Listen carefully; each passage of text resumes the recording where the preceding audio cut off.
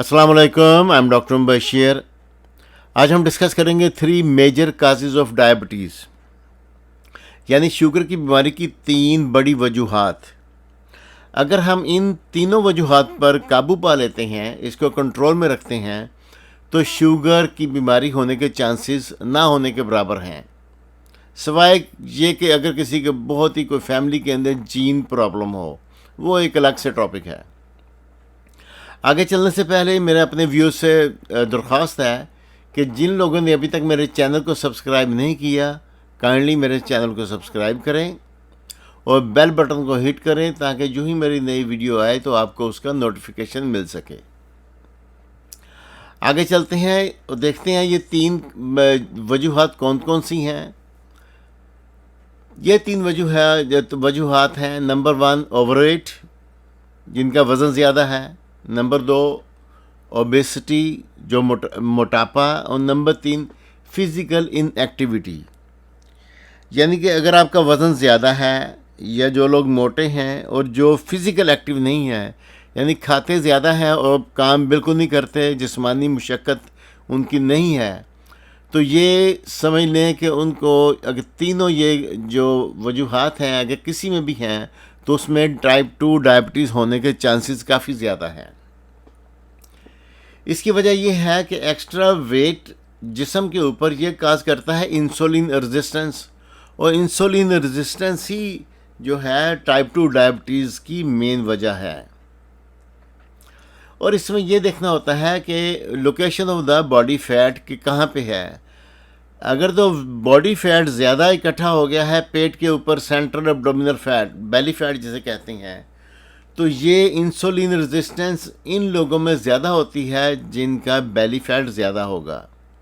और ये ना सिर्फ टाइप 2 डायबिटीज़, इसके अलावा हार्ट डिज़ीज़ और साथ साथ ब्लड वेसल्स, जो खून की शरेयानें जो बंद हो जाती हैं, उसकी भी मेन वजह इंसुलिन रेजिस्टेंस ही है। अब देखना ये है, आगे चलते हैं, मैं बताऊंगा आपको कैसे आप चेक करेंगे कि आप ओवरवेट हैं या ओबीज़, कि मोटापा है आप में या ओबिसिटी या वज़न ज़्यादा है। इसके लिए एक BMI या बॉडी मास इंडेक्स का चार्ट है, वो मैं आपको दिखाता हूँ। उसमें डिटेल है, उससे आप अपना काउंट कर सकते हैं अपनी हाइट के ज़रिए कि अगर आपकी हाइट के मुताबिक आपका वज़न कितना होना चाहिए। ये चार्ट है, और ये ज़हन में रखें कि ये हाइट BMI चार्ट मेल और फीमेल दोनों के लिए एक ही है, दोनों के लिए अलग अलग नहीं है। एक चार्ट दोनों में होगा, यानी कि हाइट के मुताबिक वज़न मेल और फीमेल दोनों का एक बराबर होना चाहिए। ये 4 फुट 10 इंच से लेके 6 फुट 4 इंच तक ये डिटेल है। अगर किसी का कद 5 फुट है तो उसका नॉर्मल वेट 127 पाउंड तक होना चाहिए, और ओवरवेट अगर उसका 128 से लेके 128 से लेके 152 पाउंड तक है तो वो ओवरवेट है, और 153 पाउंड से ऊपर जो है वो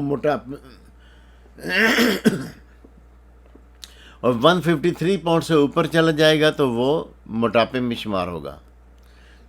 ऐसे ही अगर 5 फुट 6 इंच कद है तो वेट 154 पाउंड से कम होना चाहिए,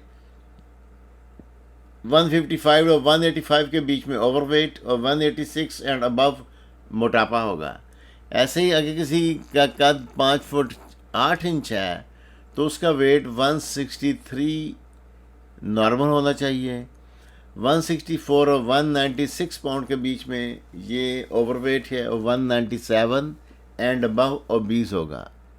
ये चार्ट आपके सामने है, आप इस चार्ट को देख के अपने हाइट के मुताबिक अपने वज़न को देखें, और अगर किसी का वज़न ज़्यादा है तो उसको चाहिए कि अपना वज़न को कंट्रोल करे और कम से कम ओबेसिटी से नीचे आ जाएं। ओवरवेट में भी अगर जितना ओवरवेट की लिमिट्स से नीचे रहेंगे उतना ज़्यादा बेहतर होगा। It's all for today, thanks for watching, see you. उतना अब ये है कि पाउंड को केजी में कैसे कन्वर्ट करेंगे।